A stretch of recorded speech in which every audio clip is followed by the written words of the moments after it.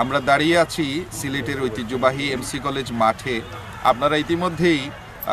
জেনেছেন যে সিলেটের যে ঐতিহাসিক তাফসিরুল কোরআন মাহফিল আল্লামা সাঈদী রহমতুল্লাহ আলাইহি এর স্মৃতি বিজড়িত আঞ্জুমানি খেদমতে কোরআন যে তাফসির মাহফিল আয়োজন করত বিগত প্রায় ১.৫ যুগ ধরে আমরা সিলেটবাসী এই ধরনের তাফসির মাহফিল থেকে মাহরুম ছিলাম।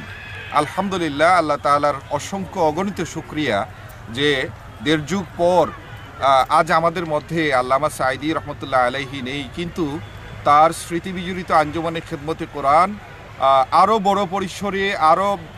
বিশাল কর্মযজ্ঞের মাধ্যমে দেশের অনেক বড় বড় উলামায়ে কেরামদেরকে নিয়ে আগামী ৯, ১০ এবং ১১ই জানুয়ারি তাফসিরুল কোরআন মাহফিলের আয়োজন করতে যাচ্ছে। যে তাফসিরুল কোরআন মাহফিলে